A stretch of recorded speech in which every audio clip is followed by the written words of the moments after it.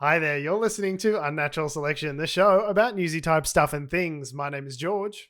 My name is Tom. And my name is Adam. And with our powers combined, we are Unnatural Selection. Make sure you visit us at our salubrious home on the web, unnaturalshow.com. Another week in lockdown. We're still Another here. week in lockdown. We had our lockdown extended since the last episode. That's fun. Suffice to say, Big sigh, I think, really says it all there, doesn't it? Just open the show and Tom's like, mate, we had time to prepare. Guys, Tom's it just could like, be worse. No. No. Could be worse. We could be Sydney. We could be Sydney. Sydney with their triple-digit daily cases for like every day for at least a week. I remember actually I was talking to Alice, my partner, the other day, and she was just like, how many cases is that in Sydney now? And I was like, 1,000 plus. She was like, whoa, what? I'm like, well, yeah, for like the last at least 10 days, they've had more than 100 plus, cases a day. So like the maths just checks out. That's insane. It's not good. 1+1. It's not good. It's not great. Not great. Suffice to say, the certain members of the Sydney population have taken it well, and they've decided to calmly embrace the rules and do their part to contribute to the numbers falling down, which is not what happened. In all fairness, like the vast majority of Sydney-siders did do that. Be that, fair. right? Like to be absolutely fair, like 3,500 fucking numpties who go on an anti-lockdown protest is not the whole of Sydney. It's not the whole of Sydney, right? No. It's a mega city, right? It's like 0.0001% or something like that. Not representative. I think there's probably as many people there as a percentage of the population of Sydney as there would be the risk of getting a AstraZeneca blood clot. There's probably less than than that percentage, but it went badly. So the last couple of days, I just don't understand these soft cocks up in New South Wales having a lockdown protest after a couple of weeks. It's like, mate. Well, we had something similar, didn't we? Yeah, we had, same day Sydney had an anti-lockdown protest. What was it, yesterday? So did we. There was one in Melbourne. It was a small one. That was going on. It was a smaller one and not talked about as much. But also, flash your minds back to a year ago. There were anti-lockdown protests all throughout Melbourne. Remember when the guy got pepper sprayed in front of the Red Pepper restaurant in the city?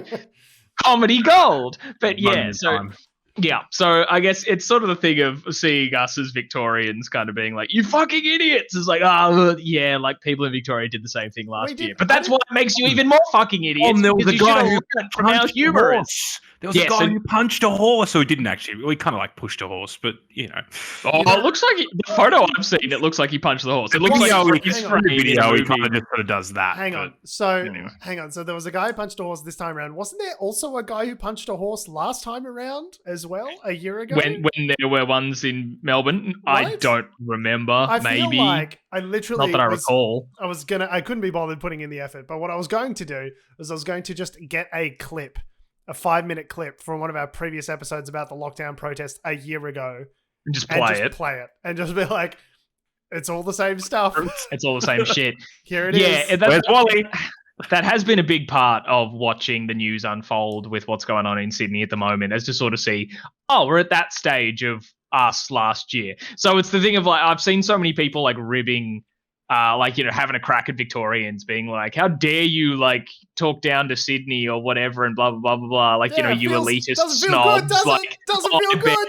It's like, I bet like imposing kilometre limits and stuff will stop essential workers spreading the virus in their homes and workplaces. Like, that's not what'll help. That's not where the virus is being transmitted. I'm like, yeah. I get that. But also, we're all looking at it like, hey, so remember how you cracked it all at us for what we did last year? You now have had the opportunity to like learn from that. We all talk about, it's so easy in hindsight, isn't it, to know what to do? It's like, you've had the hindsight. We didn't have the hindsight back then. We fucked up hard. We have the hindsight now to look at all the mistakes that we made to get there. Yes, we were defensive at the time, but that's because we didn't have the hindsight. But you've had the hindsight now. The sight has been hinded. The hind has been seen, and you still are doing this. Yeah, it is one of those weird situations where it's like, Australia really is the country that just cannot stop punching itself in the head. Like, yeah. Stop hitting yourself. Profoundly useless. Like, it really Yeah. is just an absolute indictment on our character and intelligence as a people. That even with the advanced knowledge of an entire state going into lockdown, months of coverage in the media, New South Wales still had the hubris to be like, nah, she'll be right. Well, I guess it's because of protests. That, right? There's a fucking fire twirler, man. Yeah, like, the fire twirler footage has been prominent, and the gags have been great. I think Batuta said something like "fire twirler stoked for the biggest crowd he's ever drawn" or something like that. Yeah, excited to get very, a decent crowd for once. Yeah, to get a decent crowd for once. once. 1,000 people with the Melbourne one as well, by the looks of it. Just looking at the crowd that's there, but yeah, I don't know. And I feel it's just indicative. Well, not indicative, but it's brought out a bigger part of the discussion because, I've seen so many people saying like, oh, like Melbourne keeps telling Sydney to have a harder lockdown when it's like, oh, but what about, the people who still have to go to work because they're essential? Like a harder lockdown won't stop them spreading it around, and that's where transmission's happening. It's like, yeah. So it's it's not a be all end all. Like Twitter's lack of being able to have the nuance in a single tweet is kind of what fucks this up, right? Because yes, harder lockdown to stop all the dickheads who still insist on going to Bondi Beach or whatever from moving around. But yeah, you got to pay people to stay home. Have all these provisions, like have all the support networks in place. It's the support networks. If you cannot make your living because the government stops you doing it, government should give money. They are doing that to an extent, but more. They should be doing it easier, like so much easier. You don't have to be standing on only your left foot every other Tuesday to get your money. Yeah, I don't know. It's just frustrating. I mean, I love optimistic Adam trying to jump in here, but like, I don't think some support measures in place.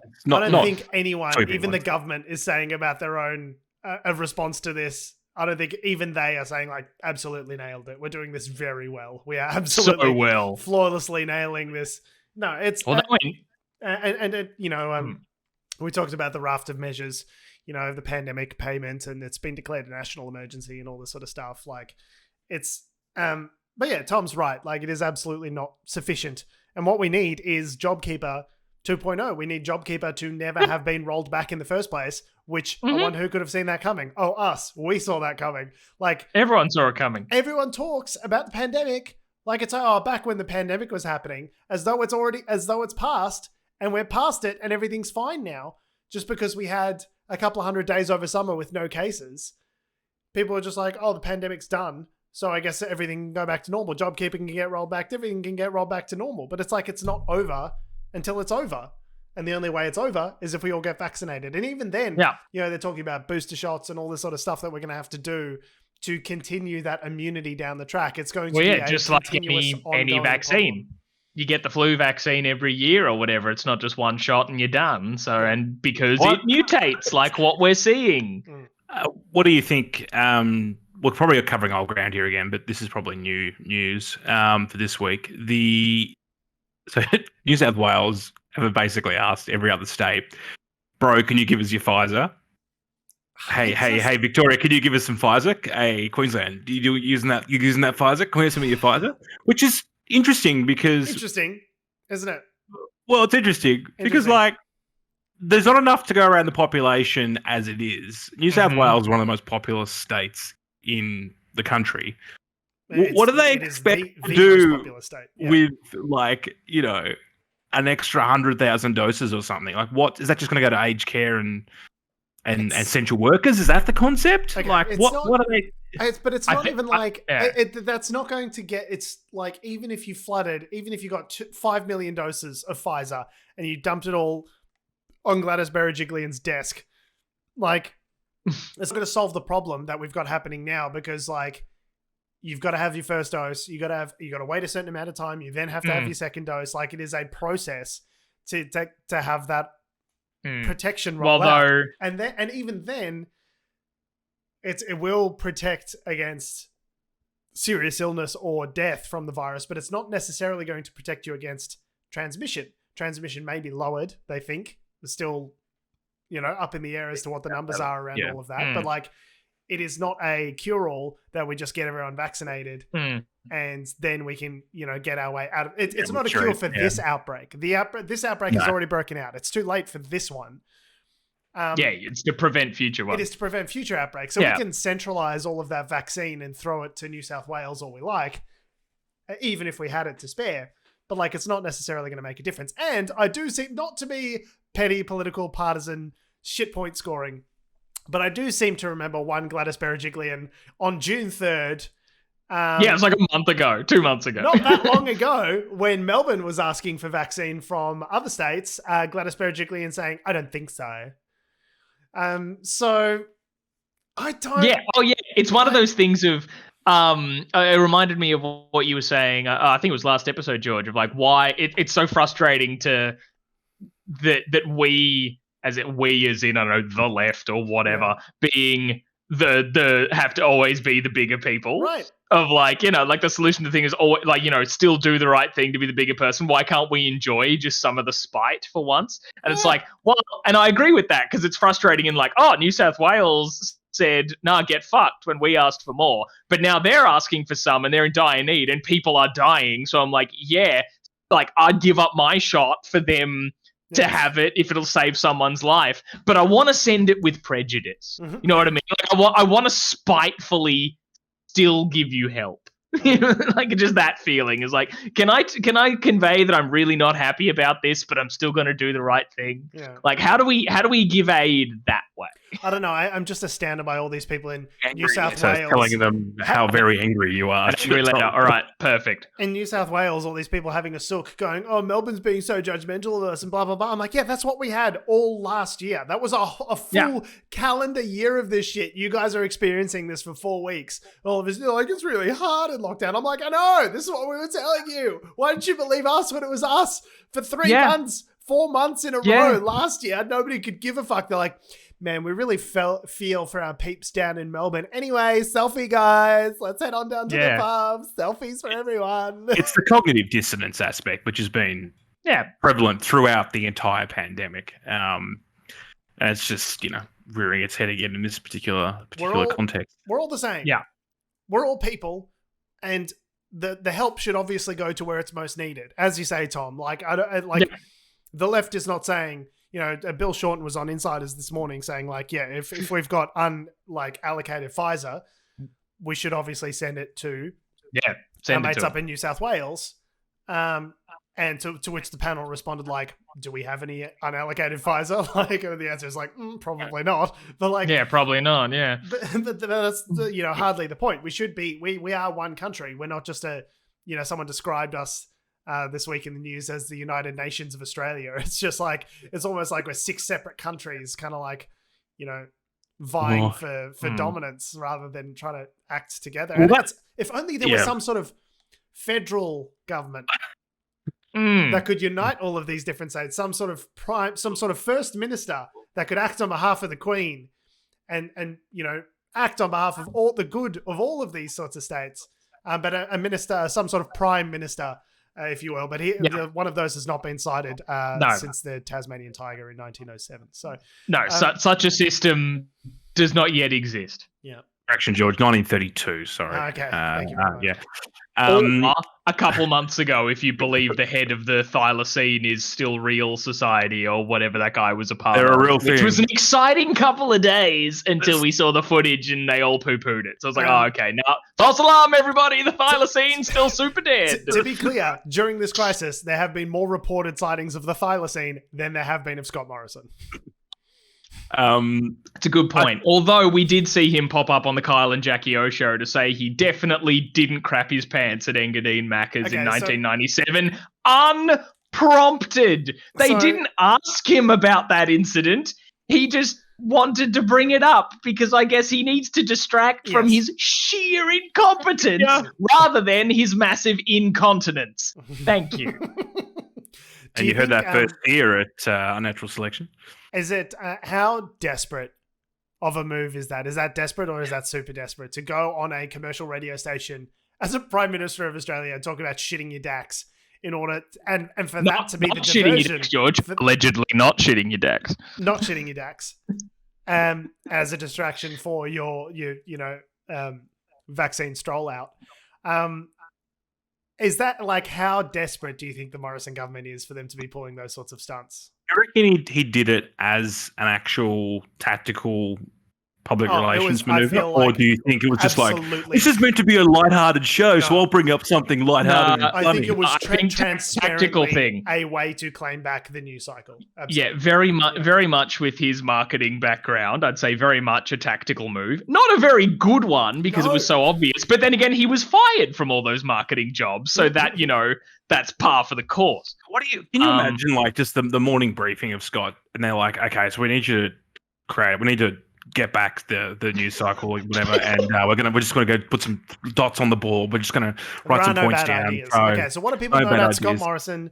Okay, so the curry thing, we know he likes curries. Now we've done heaps of curry content, and obviously with the India stuff, the Delta variant, I don't think we can really pull on the curry stuff too much. It's in bad taste. Okay, what else? Could he build another chicken? Play cricket? He's not very good at cricket, so we can't go. We can't put him at the cricket. We've definitely overcapitalized on the Daggy Dad stuff too much. We definitely need what else is there? I mean, something pop culture, something funny, something lighthearted. Okay. What was that time he shat himself at Engadine Macca's? Great. Well, look, no bad ideas. Put it on the board. Yeah. That's what sort of more. Like, I guess it has to be. Scott, we're going to have to get you to talk about shitting yourself. I thought you were saying like you were trying to imagine like just the poor intern who's just like, okay, we got the media briefing for today, Mr. Morrison. You're gonna have to talk about Engadine Macca's. Sorry, what was that? It's like, you have to talk about Engadine Macca's. Yeah, no, sorry. Just having a little trouble hearing you there. Sorry, say again. One more time? Yeah. Once more? You have to talk about shitting yourself at Engadine. But to be clear, and just so everyone in this office completely grasps this, I absolutely did not shit myself at Engadine Macca's. Okay. Yes, of course. Yes, we understand. I cannot stress, Tom, Adam, I cannot stress hard enough that I definitely didn't shit myself at Engadine Macca's in 1997. Never did. Even though the Sharks were playing, you still didn't shit yourself at Engadine Macca's. I need you to say it back to me. But yeah, so it was a pretty despicable display. We got way sidetracked there, but but the Engadine Macca's thing is just too good. I don't know what else to say about just Scott Morrison's sheer incompetence. Oh yeah, he apologized for the feelings of the vaccine rollout, but said not only is he taking responsibility for the slow vaccine rollout, he is also taking responsibility for the fixes to the problems that he created. Please give me a medal. The only reason why he did that was because he went on another breakfast radio show and someone asked him point blank, I've never heard a politician say sorry. Are you sorry about this? And then in that radio interview, he was like, no, I'm really happy with the way things are going. And then the next day, he was like, oh, no, I am actually sorry because that doesn't look very good. Was this when the radio host said like, mate, I'll take my bad, Jace. Oh, yes. Like, just apologize. Like, I'll even just take a whoops, my bad. And he just wouldn't do it. Honestly crazy that like Jace from Jason PJ in the Morning managed to do more hard-hitting journalism than most proper journalistic entities have been able to achieve in the last like 6 to 12 months with the coronavirus situation. It just seems like the crazy morning, like Fucky and the Zoo Crew managed to get more. Like, how crazy is that? That he went for a softball interview on terrestrial radio. I wanted to have another laugh about shitting himself, I guess, or not shitting himself, as the case may be. And it ended up being an accidentally hard-hitting interview that nearly took down the government. Well, I wonder. What is happening? I don't know. Is it because if the question has come from a breakfast radio host, he will accept the premise of it? Like if it comes from a journalist, the premise just is clearly false. But if it comes from someone in breakfast he will radio, accept the premise of the question. In the interview, he did the receive and bat away thing where he goes, well, I'm actually, I'll take responsibility for the X amount of people. Anyway, it wasn't until the next day that obviously there's been some blowback and the media guys in the Liberal Party have gone, actually, probably need to rethink the strategy. That then he did in that press conference on that day, that he then came out and said, I'm sorry. So it was only, again, like this sort of, like, it wasn't actually in the moment reaction. It was a strategically, of course, just like everything he does, because he's not a person, Adam. He's a automaton of evil. Yeah. To your earlier points, though, about the federal government, I mean, it is one of, and Australia acting like the UN. It is kind of one of those things where, like, there is federation, because of the health systems are the responsibility of the states. Federation does kind of limit what the federal government can do from a legal standpoint, but it is one of those things where vaccines. Could they do that at least? Could they do any of that? No. Could they do maybe any of it? Could you do any of your job? Maybe. They did have the great announceable the other day of 85 million shots of Pfizer will be coming into the country by 2023. These will be booster shots once we're all nailed it. We're all vaccinated.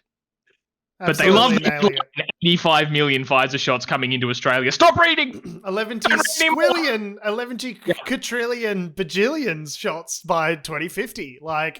Don't read anymore. Don't keep reading the article. Just see that part and love me. I legitimately think that there will be more car parks, more ill-gotten car parks in marginal electorates that have had completed builds before there will be, fully vaccinated Australians.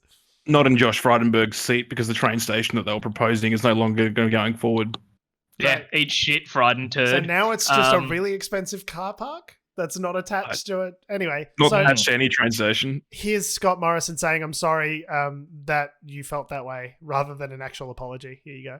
Take responsibility for the vaccination program. I also take responsibility for the challenges we've had. Obviously, some things within our control, some things that are not. And I'm keen to ensure, as we have been over these many months, that we've been turning this around. I'm certainly sorry that we haven't been able to achieve the marks that we had hoped for at the beginning of this year. Of course I am. But what's more important is that we're totally focused on ensuring that we've been turning this around. I'm sorry that you feel that way. Yeah, really, not a great apology there, is it? I'm sorry that I keep continuing to do an awesome job to turn the ship around. Guys, look, I mean, that all being said, I mean, does it really matter about the pandemic at the moment? Does it really matter? Because guess what, boys? The fucking Olympics are on. Don't talk to me about the Olympics. Does anyone give a shit about the Olympics? The Olympics are on, George. Nobody cares. Delayed for a year. Every 4 years is 4 years is enough time for me to forget how many people I know really get into the Olympics, because then the Olympics rolls around and everyone's talking about it all of a sudden. Actually, I'd forgotten that the opening ceremony was going to be this past week until people were like, "Oh, yeah, I'm just watching the opening ceremony." I'm like, "Oh, the Olympics are happening. Oh, good. Oh, good. I hope they enjoy their allegedly anti-sex beds."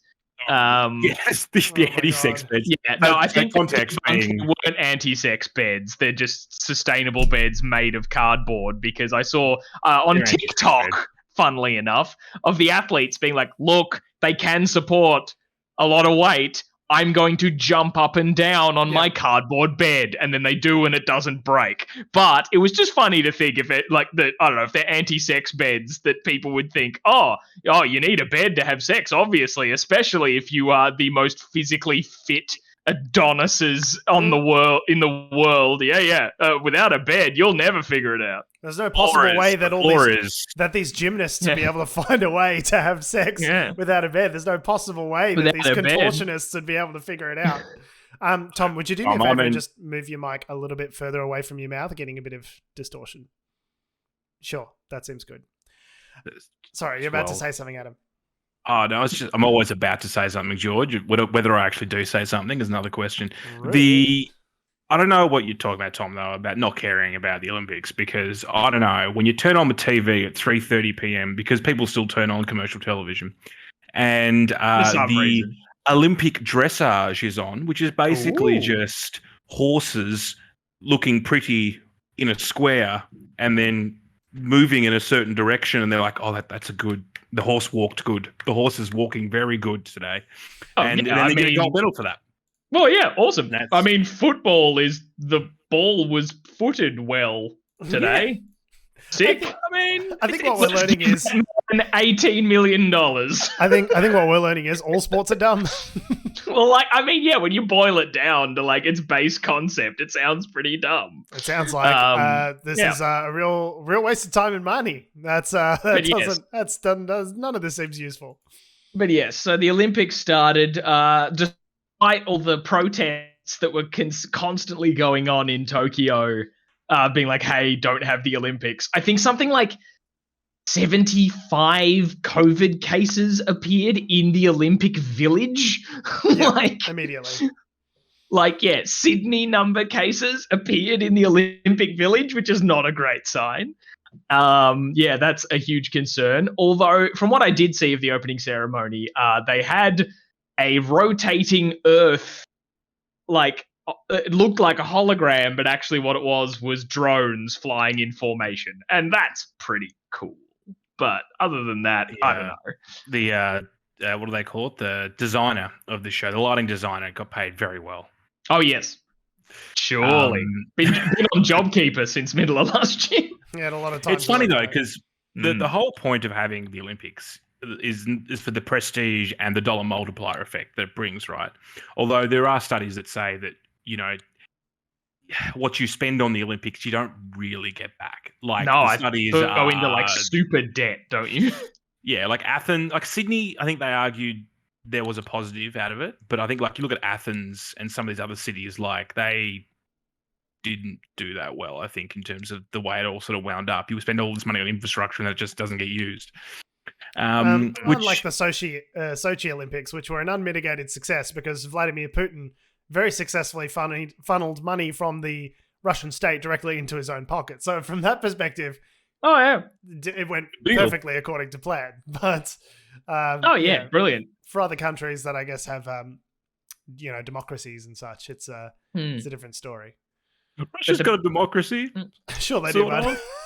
Yeah, they have a democracy. Who said they don't? But I guess the big story about the Olympics this past week, I've been getting the news alerts that Australia's won medals in things and good for us, but that Brisbane has been announced as the 2032 host of the Olympics. I don't know if we mentioned it in previous episodes. I can't quite remember, but the Queensland Premier Annastacia Palaszczuk was controversially planning to go. Depending on how you pronounce it, Annastacia Palaszczuk or Palaszczuk or yes.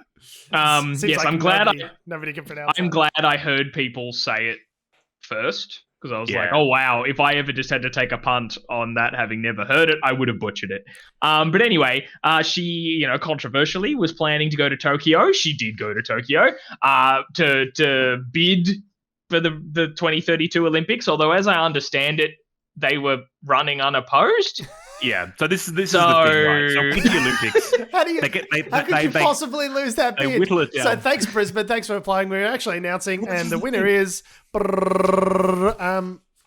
Los Angeles. Well, apparently 5 people on the Olympic Committee or whatever voted against it being Brisbane, despite there not being an alternative applicant. I just really want it anywhere else. I just don't want it in Brisbane. Yeah.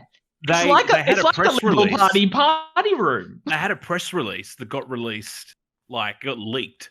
And then the whole, this was before the official vote and announcement. The press release got leaked that it was Brisbane, 2 weeks or something before the actual event. It was clearly a lock because, when they announced it, the footage shows them jumping up and celebrating, and they're in the front row. They're obviously there to, it's a foregone conclusion that they know that they've won it. And then, there's a bit of footage of Scott Morrison back at the lodge sort of getting up and going, bloody fuck yeah, Australia. Oh, this is definitely exciting new news. Is this clip gonna run for a couple of days? Is this gonna... Yeah. We're just gonna own the media cycle just for a second? Okay, fantastic. Yeah, fucking Australia. Definitely surprised. It's like someone walking into a surprise party that they absolutely know was planned.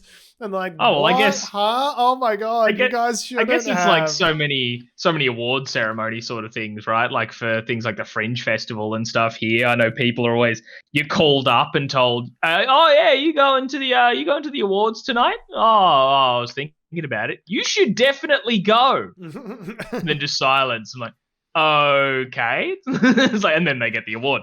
I had a but thing so like yay. that. I had a thing like that recently with work where I won. It was like a best sales rep award thing. So Yeah. for this, for the whatever it is, and but I was just like too stupid to figure it out.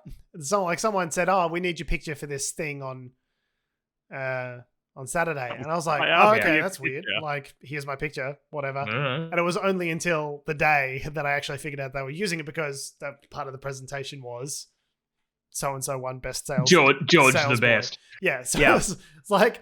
I was just like, only until after the fact did I figure out that that's what it was for. I was just like, oh, I guess I should have known that I'd won that, but I was too stupid to fucking figure it out. Yeah. That's all right. But anyway, so a controversial sort of part about the whole Brisbane-y thing was a rather tense exchange between the Queensland Premier Annastacia Palaszczuk and a man named John Coates, who I think has a really weird job title. It's the Australian. He's basically the boss of the Australian Olympic Committee. So he's the guy that basically organises the Olympics for Australia. Yeah. So big day for him. But yeah, so Premier Palaszczuk was planning rather sensibly, in my opinion, that even though she'd made the trip to Tokyo, so out of the country during this COVID-y time, was like, maybe I'm not going to attend the potential super spreader event that is the opening ceremony of the games. I'll watch it from my hotel room. To which John Coates was having none of it. I'll get the quotes up unless one of you guys have it in front of you. Oh, do you even have a clip? Yeah, I've got the clip. Oh, all right. You know what? Is it the actual clip, or is it just the clip? Her press conference? It's the clip. Let's do the clip. Meanwhile, there's been some tension in Tokyo amid the celebrations over Brisbane's Olympic win. IOC member John Coates has ordered Queensland Premier Annastacia Palaszczuk to attend the Tokyo opening ceremony, even though she'd already said she wouldn't. Take a look. You are going to the opening ceremony. I'm still the Deputy Chair of the Candidate Leadership Group. And so far as I understand, that there will be an opening and a closing ceremony in 2032, and all of you have got to get along there and understand the traditional parts of that, what's involved in an opening ceremony. So none of you are staying behind and hiding in your rooms, all right? I don't want to offend anybody, so...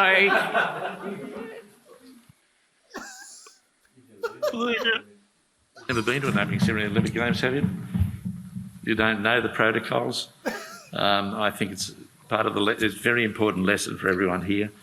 The opening ceremonies cost in the order of $75 million to $100 million. It's a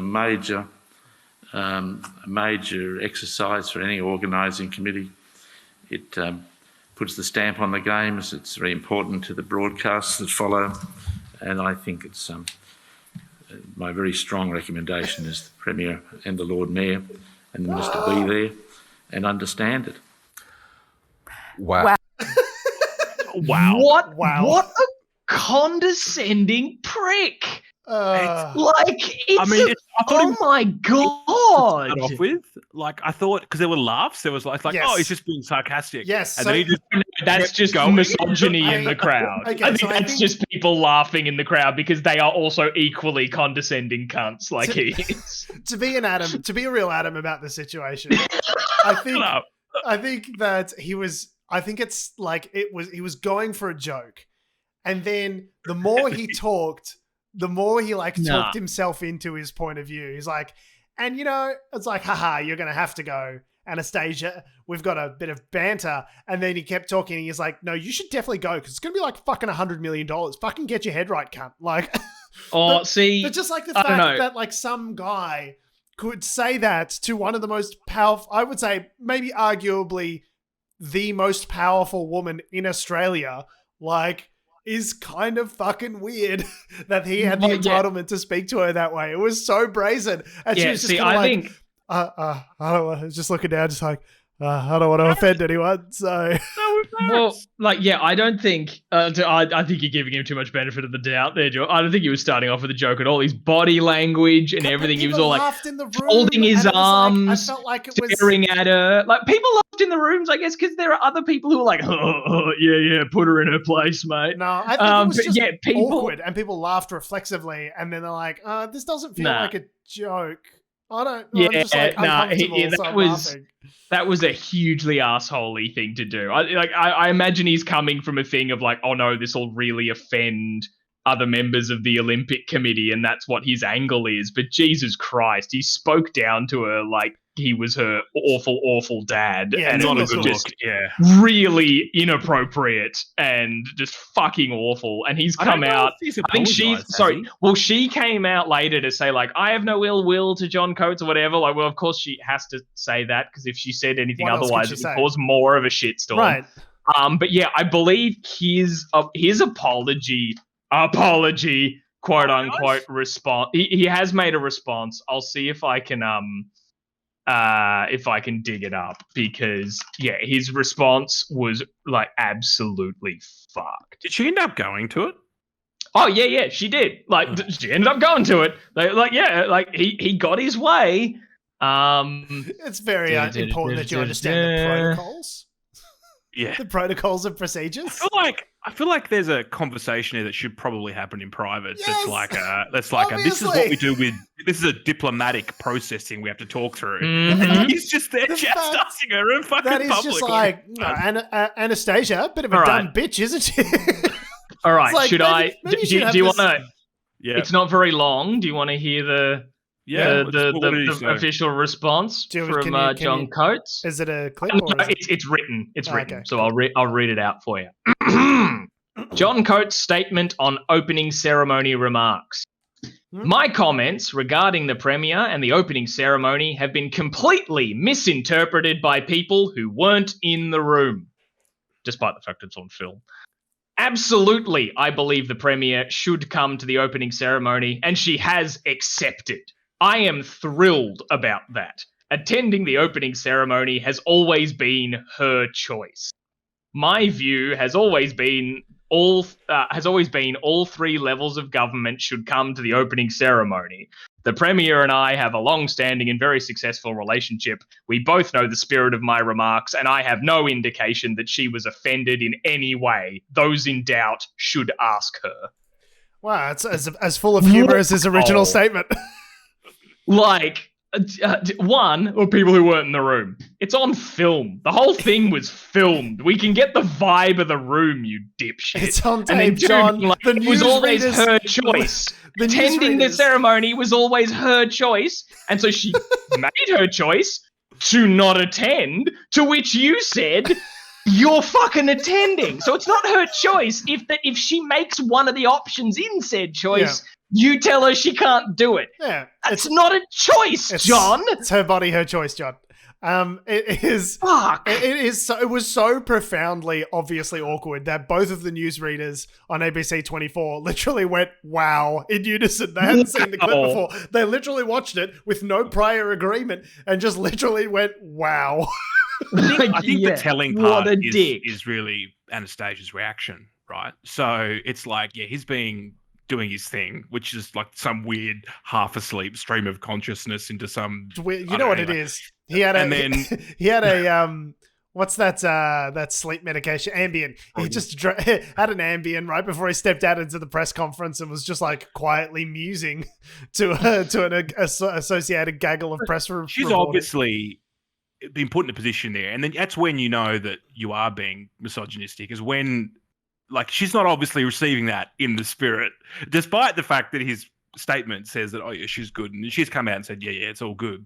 In that moment, and she wasn't good. You can clearly see that she's not good. And then to flip it on that to be like, oh yeah, there's no there's no blah blah blah between us. She was fully on board. Those in doubt should ask her. So it's like, oh, I'm going to put the onus back on her to back me up. I did nothing wrong, right? No, she loves it. Don't you, sweetheart? You love this bands. You love these bands, don't you, sweetheart? Loves it. Look at her. She loves it. And you were not offended, were you, Premier? Keep smiling. Everyone's happy. Gun in the back.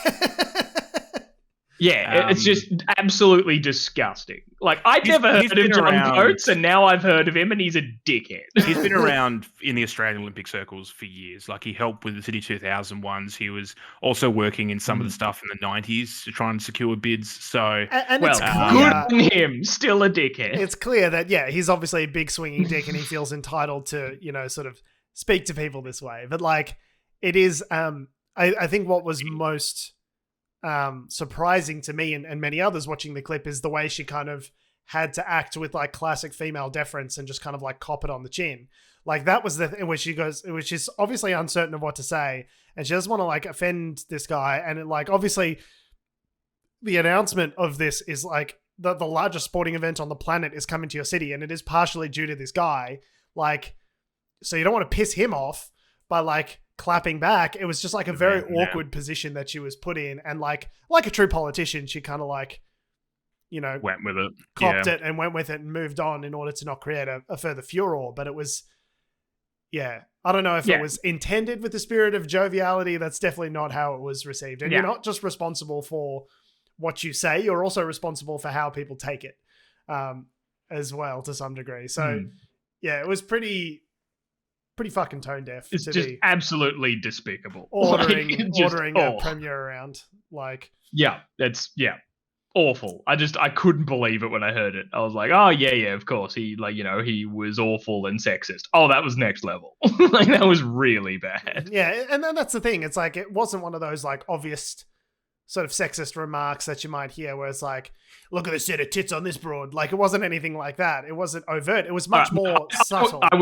I'd be equally as shocked if he'd said something like that. I mean, just gotta put that on the record. At this stage, you know, who would be surprised? But it really is a case where it's like, it is one of those, you know, where people talk about like microaggressions and things like that. It is one of those instances where a man has felt compelled to speak on behalf of a woman, or he felt comfortable talking to her like that. He felt comfortable speaking to her that way. That was the larger problem, and that she felt compelled to sort of defer to his authority there and accept it. So yeah, it is. If ever there's a doubt in anyone's mind that, you know, there is some you know, what's the term? Not latent sexism, but like you know, where that sexism's alive and well unconscious today. Bias, right? Like that you can have bias and not be aware of it. Like, let's just play them this clip from now on if anyone doubts it. So the question is, would he have as well? Would he have, if it was a male premier, would he have done the same thing? I think. I mean, we're speculating, but I'd feel pretty confident to say no. I don't think he would have spoken to a male premier in the same way. That's just the vibe I get. Like, that's just my opinion. Take that with a grain of salt. But what do you reckon? I don't think you would. Optimistic Adam, what do you think? I feel like there's a power dynamic there that he's playing off. So the question is really around what's driving that power dynamic. But yeah, I think the probability would say that it's latent sexism. But yeah, it'd be interesting to see. I just would like to see, like hypothetically, if it was a male premier, like what he would have done differently. But I just think that the entire framing of the conversation would just be different. You know what I mean? Like, it would just be conducted on a whole different level, I think. It is interesting to see these sort of pretty spectacular examples of you know, like, just a weird, like, what made him think that, like, it's just like it's a little microcosm of the exact sort of thing that you might see in your average workplace, but like when it's blown up on a, you know, on a world stage like this, like, you know, all of a sudden it becomes it's much more pronounced. Like, if this just happened at your office, you'd be like, oh, it's like Bob was telling Susan off. Like, that was pretty that was a bit weird. I was like, oh, that was a bit rude and kind of like, it was a bit nasty to her. But like, when it's done in this context and the people are so powerful and the stakes are so high, it just really puts it into much sharper relief. Which is why I think everyone who saw it literally said, wow. Yeah, wow. And maybe he's the world's best comedian. He's just really dry. It's just hilarious, just extremely dry. Just bone dry like the Sahara. Yeah, but how dry do you have to be before it's just, wait, you're not a comedian, you're just an asshole. Yeah. Like, just where's insulting the person. that line? You're so dry. You're actually just a bad person. Is that guy from what was that movie that Jim Carrey played, Man on the Moon? Kaufman? No. Yeah, Kaufman, Andy Kaufman.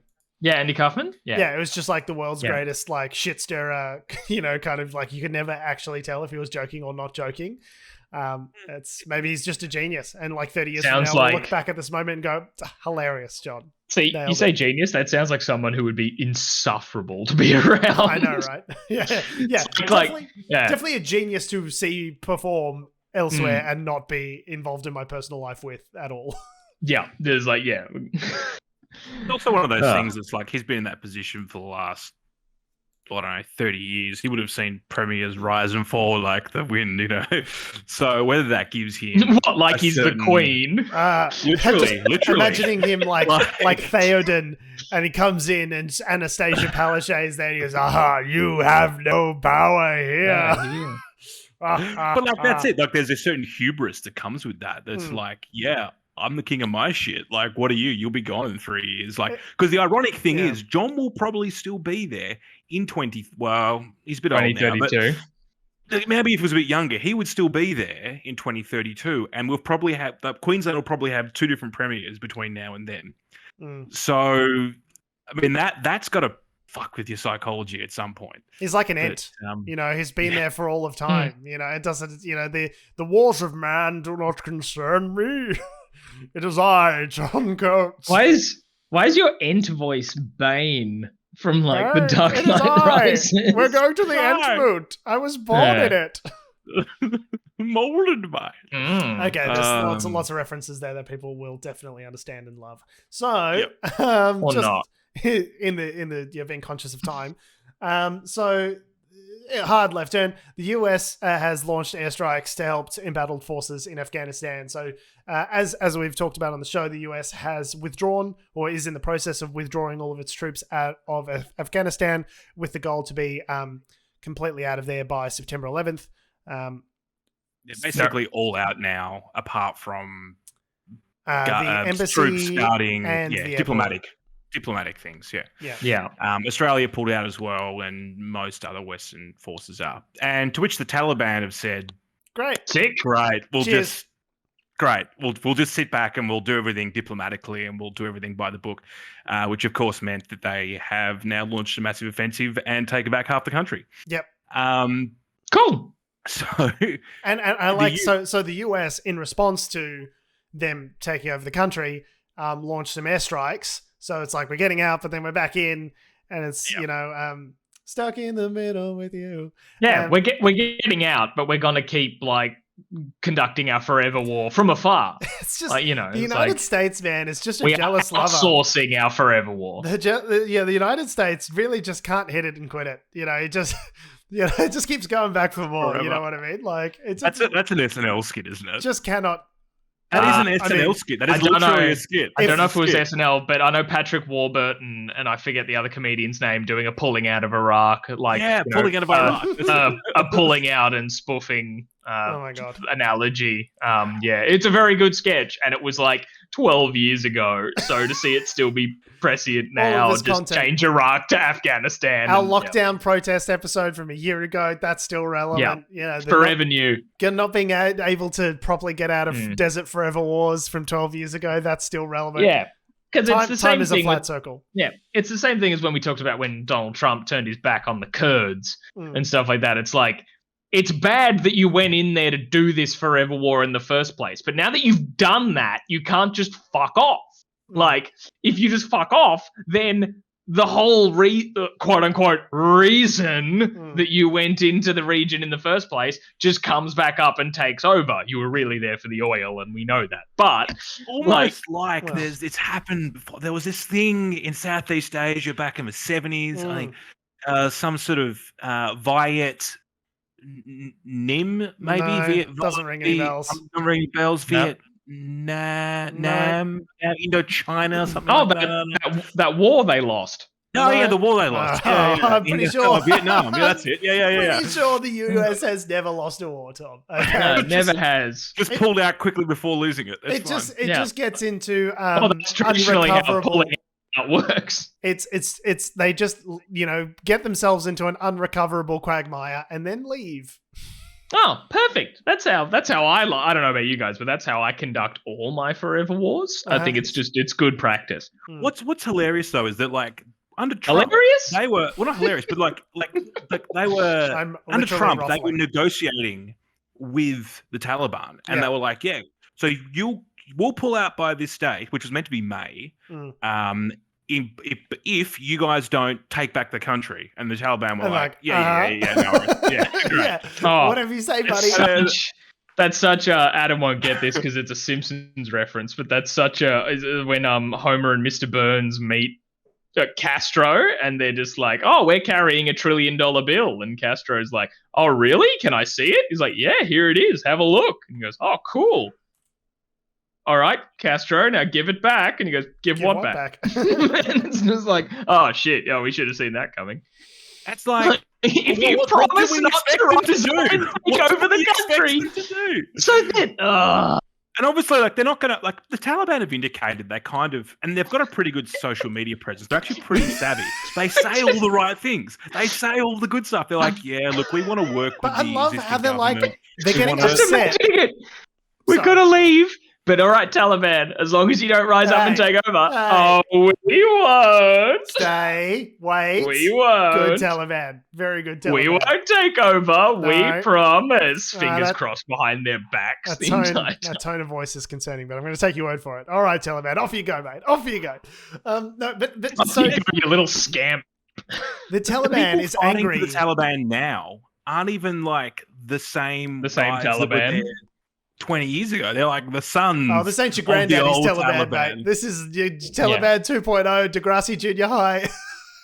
This is the new Taliban. So, and that's the thing, right? Like, I don't understand how, like, the Taliban's obviously been retaking territory in defiance of this agreement over the last couple of months, and like publicly executing people that have worked with the United States as translators and all this sort of stuff. Like, it's been a real thing that Rachel Maddow has talked about over the last couple of weeks about how to get these people who have worked with the United States, getting them evacuated too. And I don't know why this wasn't planned for by the Biden administration before they announced that they were pulling out. Well, they have been pulling them out, but they're doing it sort of quietly because they don't want to say, we're pulling out Ahmed, and Ahmed's like, oh shit. And then the Taliban come to his house. Can I just say, I'm making a heroic effort right now not to do any Arabic voices. Can I just say that me not doing a character right now... You want a medal? I want I want some sort of recognition that it would be the easiest thing in the world for me to just jump into some sort of Arabic character, and I'm not out of respect. Okay, so that's a sign that the show is evolving.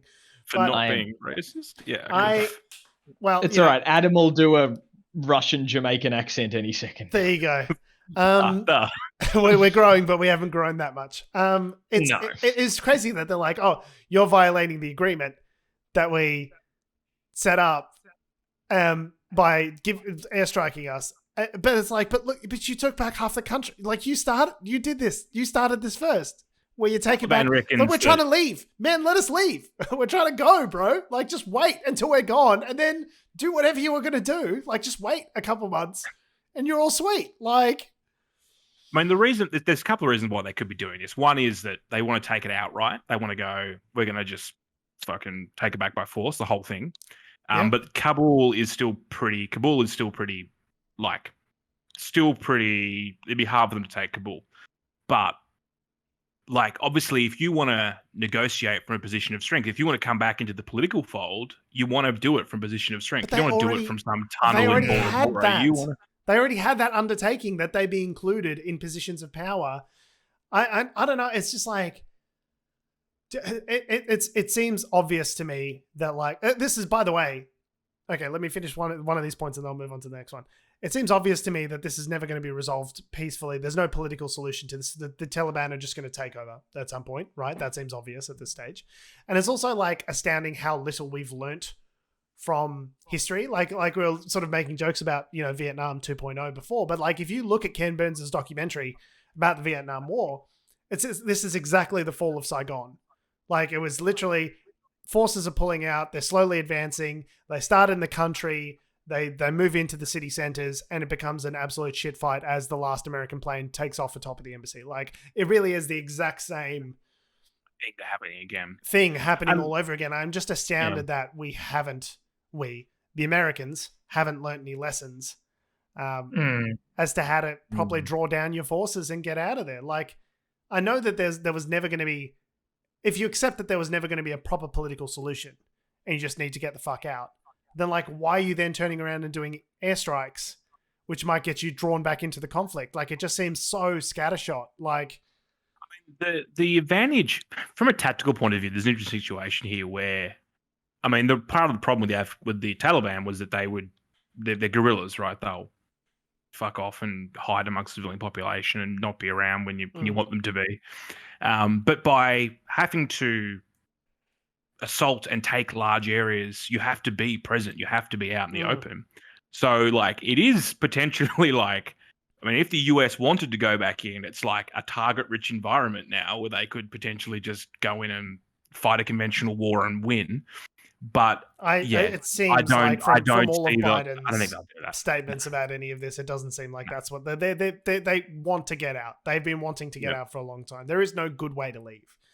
And I feel like the very least you could do is, there was still like wranglings up until just a couple of days ago as to like, would they give citizenship to these people that have worked with them who have received like clearances, but like aren't necessarily approved to be citizens?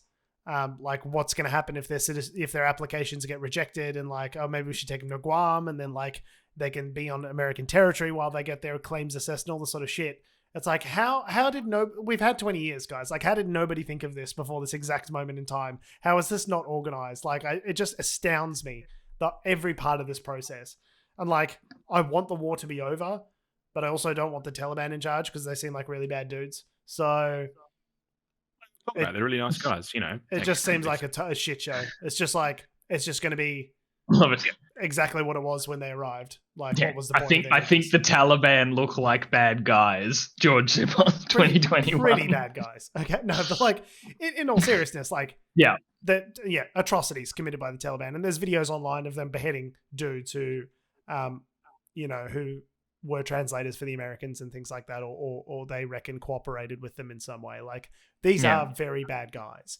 And so to just like shrug and turn the country back over to them seems like, that seems like a non-starter to me. But like, I also don't know how you would not do that without getting further ensconced in a conflict that has proved to be unwinnable. Like, but I guess it's very much the thing of like, you started a mess. Like, you can't just abandon it. Well, that's what they do. At a certain point, like, that's what happened with... I don't have a solution, but it's just kind of a thing of like, it's exactly right. Like, if they leave, Vietnam, this bad thing's going to happen. But it's like, you came in and you started making a mess. So either you have to just leave and like let the country take care of itself. But like,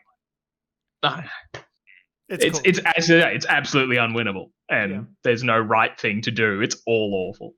You can't. I mean, Alexander the Great had these sorts of thoughts thousands of years ago when he conquered places. He would sort of conquer, and then he has to go back and reconquer places. And so, like, unless you can't just like occupy the world forever, right? Like, there is, unless you live there and you're like in the principality, and like you would have to be occupied like a police state in order to exert this kind of permanent control over, which is not a permanent solution either, right? Like, it's just not feasible for America to do. If you look at the history of Afghanistan, you look at the British throughout the 19th century. The Russians, everyone's had a crack at it for whatever reason. The Great Game is really, it's this period where Russia and Britain were like having a dick waving contest in the 19th century. But basically the British the first Anglo-Afghan war was a similar thing. It was literally just like they invaded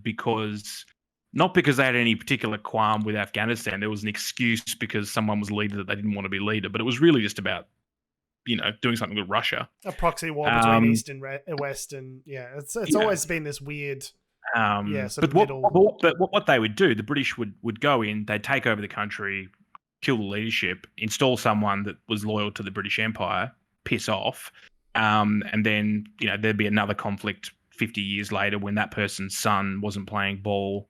I don't think they had to quite wait 50 years, but yeah, years later, you might get a bit of. Yeah. It's always been that Western idea of, getting rid of the guys we don't like for stability, and maybe we need to back, fascist dictators like, Saddam Hussein over in Iraq, and like it's been a consistent, reoccurring story in American history that they've gone in, fucked around with these places to try and just like and by the way, just like made everything worse. Like by going in and trying to install your own guy, what happens oftentimes is it just makes things much, much worse. Like that was what Osama bin Laden was, one of the mujahideen in Afghanistan that the CIA got in there and trained up to overthrow the bad guy that they didn't like, and then ended up, being responsible for the attack on, the Twin Towers, 9/11, which kickstarted this whole war. So it's like, I saw some great, I think, again, I'm referencing TikTok again.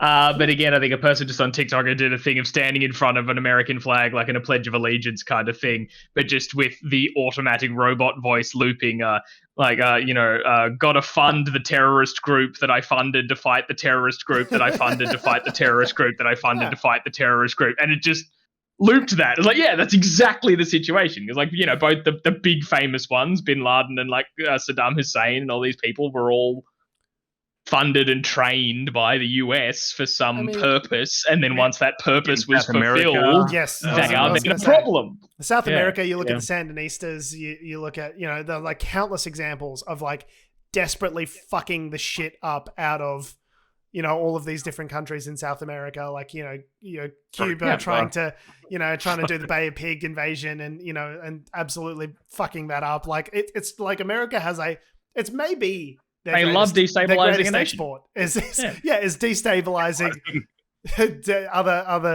other countries. It really is astounding that they've just not learned from this long prolific hit. And when I was learning this as like a 16-year-old, learning about all these historical events, I was like, whoa, that's crazy. I always thought the US were just the unabated good guys at everything, and turns out sometimes they are the bad guys. Like that blew my mind. And like here we are 15 years later, mine's still having been blown, still blown. Changes. Yeah, like it's still blown. It is crazy.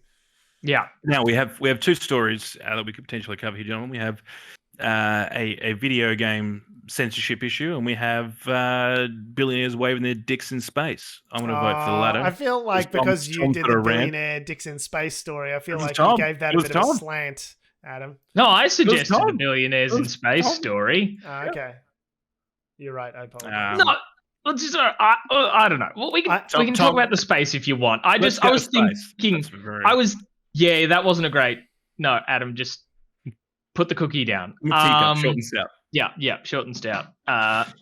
So, all right. In the past 2 weeks, 2 billionaires have made their way into kind of space.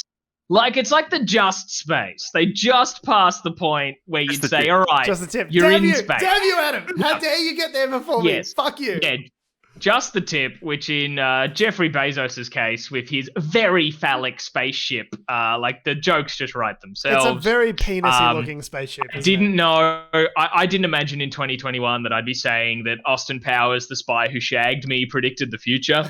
But the very dick-shaped rocket flying up was exactly what happened. And I don't know if everyone's just scared to tell Jeff, like, hey, man, kind of looks like a dick. Or if everyone was just like, looks like a dick. Like, no, but all the design processes that make it to actually assembling the thing. People are like, does it need to have a head?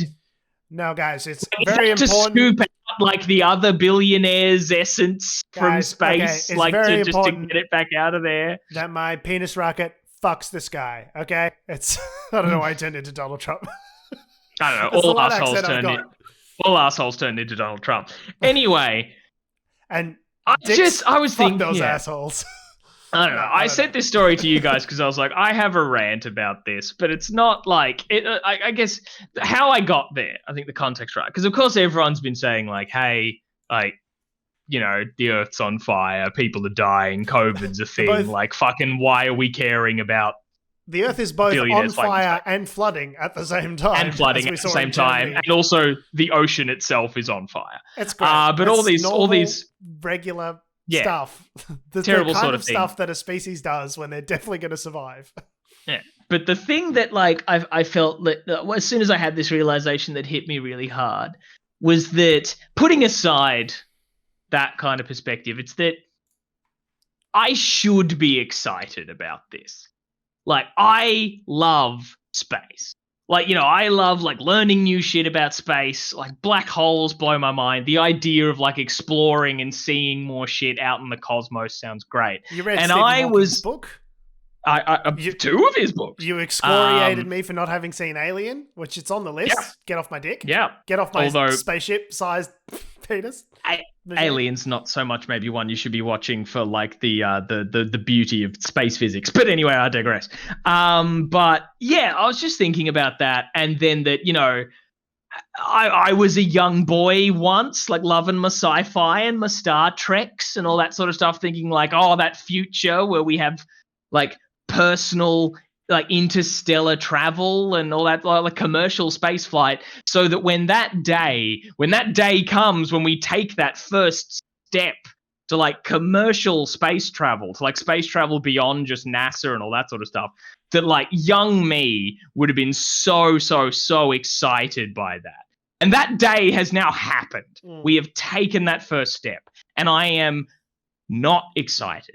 I'm not excited because the people who have the means to do it are such tax-dodging, world-ruining, out-of-touch fuckheads that, like, it's just totally like, this moment will never happen again. Like, this historical moment has now happened and they've fucked it. You have totally like ruined all the like the dream of all those children who were inspired by the idea of traveling into space. And like Jeffrey Bezos, he's a fuckhead. We all hate him. But the thing that really shat me about it, I tried to watch Stephen Colbert interview Richard Branson after his space flight. And I know Colbert's not a journalist, so I wasn't expecting like super hard-hitting kind of stuff, right? But what he was just giving him softball after softball, so I was like, this is tough to watch. But I watched it enough to see Richard Branson say, oh, I had a message for people while I was up there. And his message was like, look, like, I was a young man once wanting to do all this kind of crap. I'm up here in space. Your dreams are achievable. Like, yeah, like, let's be inspiring to a younger generation. And that, normally I should have been the kind of person to hear that and be like, yeah, but no, the first thought I had was, the young people you're talking to aren't going to have a fucking planet, Richard, because you aren't doing anything.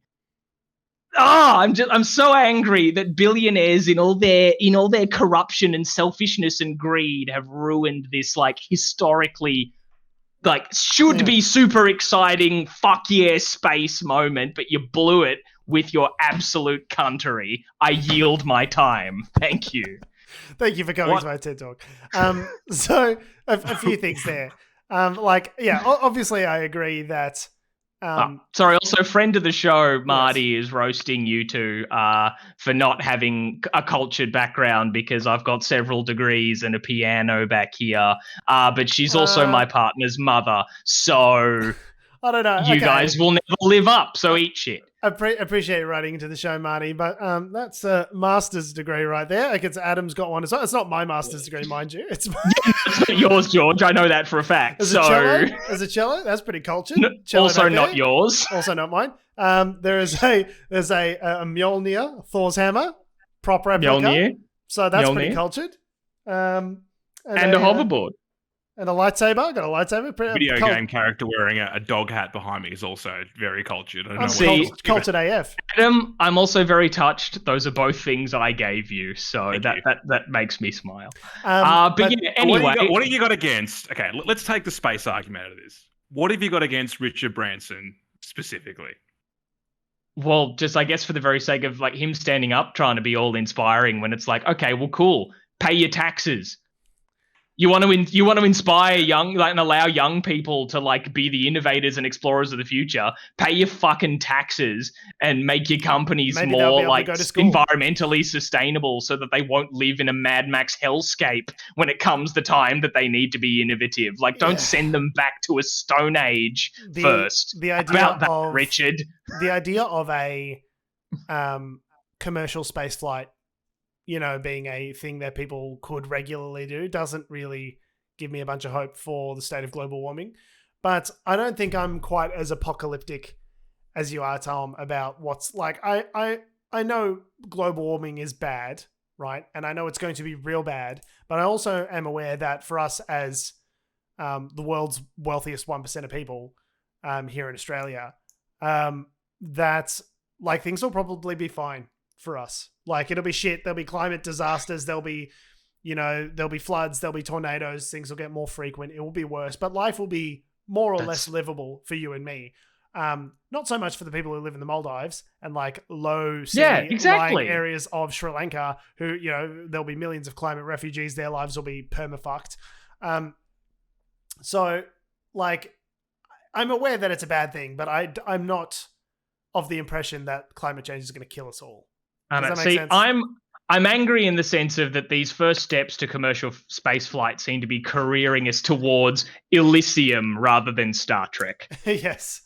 You're picking the cool sci-fi future, and you're picking the one where the rich get to leave and live in harmony and the rest of us are fucked, rather than let's be a utopia out in space. And it's especially galling given the ProPublica story that we talked about a couple of weeks ago, which talked about how the rich are avoiding all of their taxes so spectacularly by, you know, basically getting paid in stocks and then borrowing against those stocks. And like, it's a very, you know, complicated Rube Goldberg-y type machine of how these people get and spend their money in a way that's completely unaccountable and untaxed. So I get that. I agree with you. I also think rockets are pretty cool. I think and that's my point. Cool, and there's still enough money left over for them to pay their taxes as well as do rocket stuff. Yeah, that's the thing. But they're not. They're all like, there's only enough money for me to do my rocket stuff and also hoard my wealth so as I can feel I can still get an erection. But they are doing a minuscule amount. So Richard Branson in 2006, he's pledged £1.6 billion over, well, would have been, it's already gone now. 2006 between 2006 and 2016, he pledged £1.6 billion a year to help fight climate change, I guess, at that point, from Virgin Atlantic and Virgin Train. So some of these Virgin travel companies, which are obviously directly contributing to global warming through their activities. Yeah, but that was, I guess, his concept of offsetting it. But it's not necessarily. It's an offset. It's not changing things, right? This is the thing. Is like I really don't agree with the idea that billionaires should have any more right to decide where their money goes than any other citizen. That a billionaire decides, this is my pet fucking project, and I've decided that we're going to put money into whatever it is, you know, like the Koch brothers into buying political influence, or, you know, whatever pet project they deem to be the best is the thing that money goes into. It doesn't seem that is what the apparatus of government is for, is to correctly allocate funds for the betterment of all society as a whole. So yeah, I don't know. I also just don't think billionaires should exist. Like, I think that the idea that someone could be so rapaciously wealthy as to become a billionaire in the it doesn't matter what if I owned a company that became a massively huge company and it made me a billionaire, I wouldn't be a billionaire anymore because I would have donated the vast majority of that money before it got to that point. I think it takes a special kind of sociopath to actually become and allow themselves to be a billionaire. To be fair, they don't have that sitting there in liquid cash. No, but they have it in stock. It's there in value. That if they sold that stock or they donated that stock, right? You don't need to donate the cash or so. You can donate stock. If they donated that stock to worthy organizations, then the world would be a much better place. Like, that's also like perpetual earning for that other thing, right? Yeah, or like, has Jeffrey Bezos ended world hunger today? Yes. Yeah, no, instead he decided to fly up to sort of space in his dick rocket for 11 minutes. Yeah, that's what he chose to do that day rather than end world hunger. It shouldn't be up to him. That's my thought when we just did space fly commercially. Like, Adam, I don't get how you're not on board with this. I'm with you in how fucking cool space shit is. I really want to go up there. It'd be so cool. But instead, the fuckheads that are doing it are such cunts that are letting people starve. I don't know. I'm not angry about it because, like, I actually don't know what they're doing from the philanthropic aspects. But it shouldn't be up to them. It shouldn't be up to them. Necessarily. That's my point. To them. Yeah, but like that's the point as well, is that you can't sit there and go, why has Jeff Bezos got $1 billion or $100 billion? Like nearly 200 billion. If we don't want billionaires, they're actively engaged in. No, but this is the problem with billionaires, is that they manipulate the apparatus of government with their billions of dollars to get the outcomes that they want. And then they engage actively in tax avoidance schemes to not have to pay their fair share of tax, right? If they were paying money on their, on income like everyone else, they'd be paying a 45% tax rate. But they're not, because the way that their assets are held and the way the political system has been designed around the money that they've spent to ensure it's been designed this way has meant that there isn't a wealth tax where we get a portion of your assets if you're worth over $1 billion or something like that. It's all based on income. And if your income is a negative amount because of you've borrowed against the value of the shares that you have and you're using the borrowing to pay the interest, like it's this weird circular fucking Rube Goldberg machine that they've devised and that they actively participate in to avoid paying taxes, then like it's their fault. You can't just go, the legislators need to fix it, because like they're the ones preventing the legislators from fixing it. It's like you've got all the board in Monopoly and you get to make all the rules. And then just go, why doesn't the comptroller stroll over and, change it? Because it's not going to work, because they own everything. Yeah. And Bill Gates essentially said the quiet part loud once when someone asked him, was like, oh, have you ever thought about running for president or like running for government or whatever? And he was like, no, I kind of prefer like where I am with like I use my money to affect and lobby for policies wherever, because there's no term limits. Yeah, because I'm completely fucking unaccountable. Said it's like, I don't want to run for president because as a billionaire, I can effectively wield that power without all that democracy bullshit. Yes. The sad part about perhaps them going to space, and this is probably more from I've mentioned this before on the show, is that it's not really that impressive. It's taken both companies over 10 years to get to this point, and both of them haven't even gone to orbit. And that's why the moon landing was fake. Adam Doreen, 2021. Actually killed someone in a failed test. Killed two people. Yeah. Why are you laughing when you say that? I don't know. Well, and it's the same with like Elon Musk's company or whatever. Like it's news when their rocket doesn't blow up. So like, it's all seeming like it's going great. With Elon Musk is that his companies, I think, have had an effect on the world we live in, whether it be through Starlink, which is about to start up, whether it be through Tesla. Like you wouldn't see Nissan making electric cars. No. If Tesla hadn't been a massive success, you would not see that. It made the electric car sexy, which is going to be a massive deal for sure. And obviously Amazon has changed the world in like ways that are good and not good. Like no one denies any of that, but like I just don't think let's put it this way. I don't think I could ever ethically allow myself to become that wealthy. I think at a certain point, once your basic needs are met, once you've got a great house, once you've got your kids' college fund and you never have to work again, and you've just got money for the rest of your life that you couldn't spend in 5 lifetimes, anything beyond that, you're pretty good. So that should go to, it just doesn't. Yeah. I have no theory of mind for the person who won the game of capitalism so hard that they then broke the game for everyone else. Yeah. To then just like sit on a big pile of money until they die.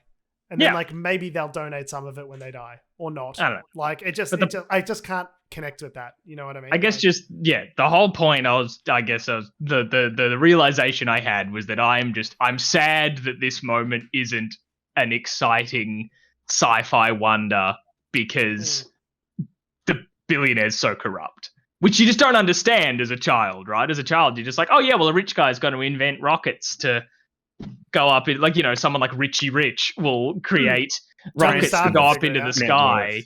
And then, but no, when you actually fully understand the reality of it, I'm like, oh, and that's all your fault, billionaires. Fuck you guys. So Richard Branson, by the way, so this is the measure of scale as well. Jeff Bezos, Says here 213 billion. Oh shit, he's crossed the 200. I thought it was 180, but This all is right. there you Google. go. I don't know whether that's right. Anyway, Richard Branson though, 6 billion. So like, it's What a piece of shit. billion. Oh, sorry, Richard. Do you need a bit of help, mate? We should start a GoFundMe for Richard Branson. He's only got $6 billion. Yeah, Richard's basically he's just a pleb. He's a billionaire pleb. He's a billionaire, but he's a shit billionaire. Yeah, he's a shit billionaire. Like Jeffrey will just be like, well, clearly you weren't any good at this. Still got more money than Donald Trump, though. Yeah. Oh yeah, but you know.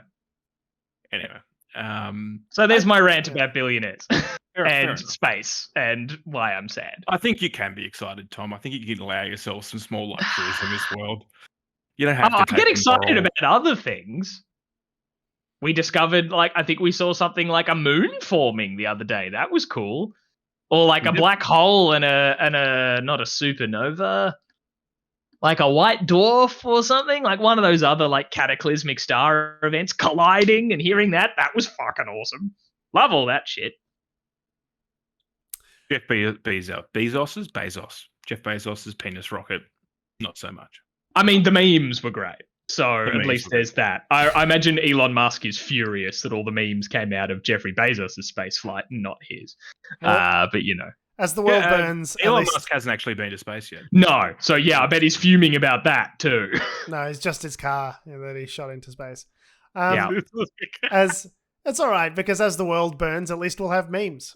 On that note, we have been, we are, and we always will be Unnatural Selection. Make sure you visit us at our salubrious home on the web, unnaturalshow.com. Make sure you follow us on all the social medias that have or ever will exist that are ruining the world at Unnatural Show. That's Facebook, Twitter, Instagram, YouTube, and motherfucking TikTok. Make sure you follow me on Instagram and Twitter at George Tsipos. You can follow me on Twitter at Tom D. Heath. You can follow me on Instagram at AC Doreen. And you can follow us all down to the buried NASA space complex from Interstellar, where we'll be shooting out. You know how they find the space, the NASA, anyway. And we'll be shooting off into the... No, I didn't really nail this one, did I? No. Thanks for listening, guys. We'll be shooting off into the stars. Shooting off into the stars. Love your faces. We'll see you next week. Oh, Lana joined us. Hey, Lana. We're leaving now. See you, buddy. Yes. Hi, Lana. Bye, Lana.